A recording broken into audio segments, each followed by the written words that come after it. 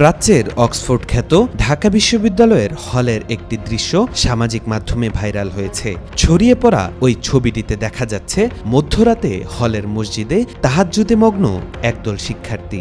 আর এই ছবিটি বিশ্ববিদ্যালয়ের বিভিন্ন গ্রুপে ও পেজে প্রকাশ করে লেখা হচ্ছে নানান প্রশংসামূলক বাক্য। The beauty of DI campus পেজে লেখা স্ট্যাটাসটি বেশ সুনাম কুড়াচ্ছে নেটিজেনদের। সেখানে লেখা হয়েছে, ঢাকা বিশ্ববিদ্যালয়কে অনেক বাহিরের মানুষ ধর্মবিদ্বেষীদের আখ্যা মনে করেন, কিন্তু ঢাকা বিশ্ববিদ্যালয়ের চিত্রকে এত সরলীকরণ করা যায় না। ওই পোস্টে আরও লেখা হয়েছে, কিছুদিন আগে জোহরের পর বসে ভাবছিলাম এই 265 একরের ক্যাম্পাসে ছেলেদের 13টি হলের প্রতিটিতে একটি করে জামে মসজিদ আছে। এছাড়া সেন্ট্রাল মসজিদ, রেজিস্ট্রার ভবনের মসজিদ তো আছেই। প্রতিটি একাডেমিক ও প্রশাসনিক ভবন এবং মেয়েদের হলে নামাজের জায়গা আছে। এই মসজিদগুলো খালি পড়ে থাকে না। প্রতি ওয়াক্তে মসজিদ অর্ধেকের বেশি অংশ ভরে যায়। আর ফজরের নামাজে অন্তত বাংলাদেশের 99% মসজিদের চেয়ে হলের মসজিদগুলোতে বেশি মানুষ হয়।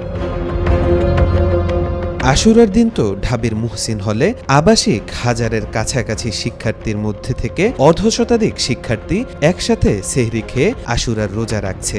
ফরজ রোজা নয়, নফল রোজা। অন্যান্য হলগুলোতেও এমন আয়োজন ছিল বেশ জোরে সোরে।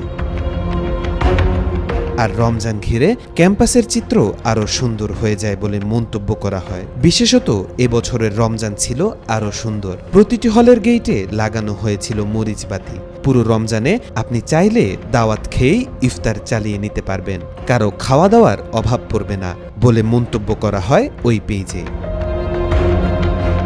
এদিকে ঢাবির হলে তাহাজ্জুদের এই ছবি দেখে রক্তক্ষরণ হচ্ছে বিতর্কিত ও নির্বাসিত লেখিকা তাসলিমা নাসরিনের। তিনি লিখেছেন, এই ইয়াং ছেলেপুলের ঘটে তিল পরিমাণ বুদ্ধি থাকতো, তারা বুঝতো মরার পর কেউ আর জীবিত হয় না, আর পরকাল বলে কিছু নেই, তাহলে রাতে নিশ্চিন্তে ঘুমোতে পারত। যদিও তাসলিমার এই রক্তক্ষরণকে তেমন আমলে নিচ্ছেন না নেটিজেনরা, বরং হাহা এবং অ্যাংরি রিয়েক্টিভ ছিল বেশি। পক্ষান্তরে তাহাজ্জুদের নামাজের ছবিগুলোতে পজিটিভ প্রতিক্রিয়া ছিল চোখে পড়ার মতো। তাওফিকুল ইসলাম, আজকাল।